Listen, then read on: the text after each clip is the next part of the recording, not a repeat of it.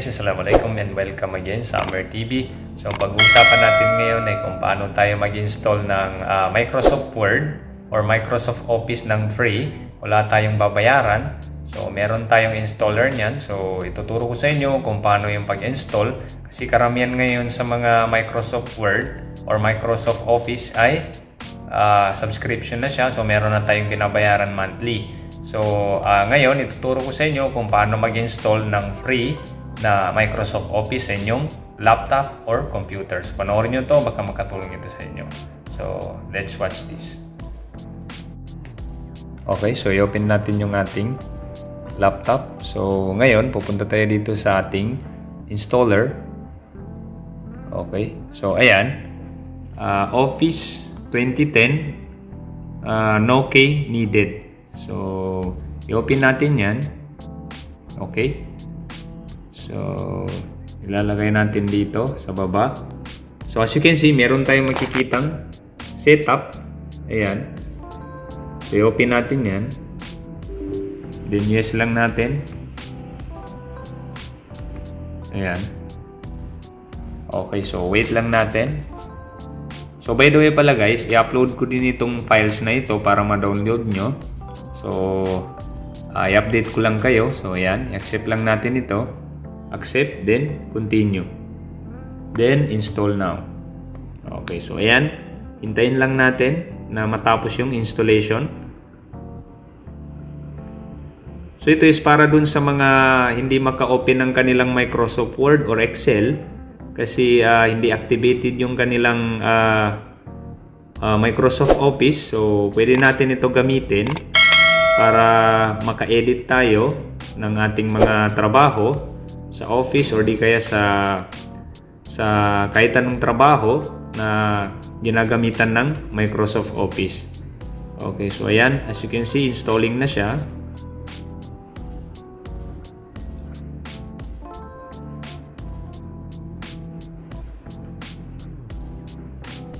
Okay.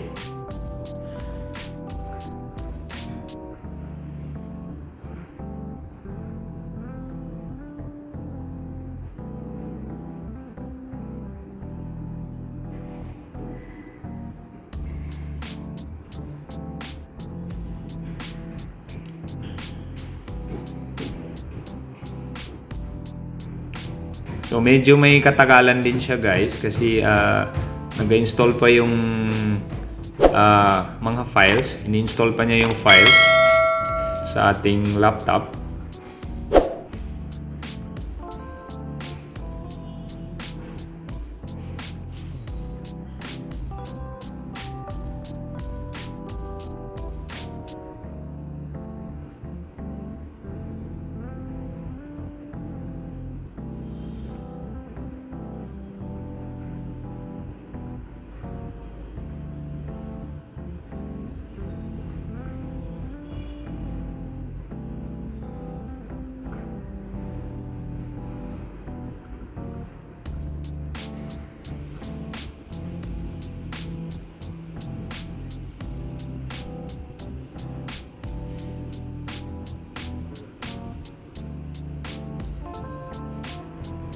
Okay, so fast forward natin.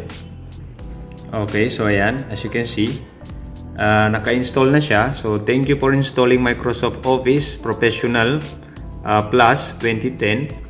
So ngayon, i-close lang natin. And then hanapin natin ngayon yung Microsoft Word.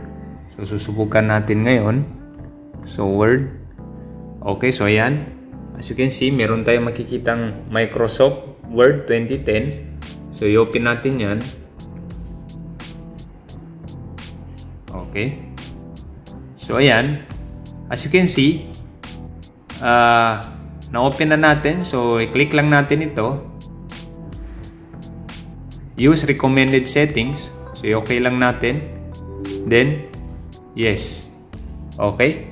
So, as you can see, pwede na tayo ngayon mag-edit ng free gamit ang Microsoft Word 2010. Ayan.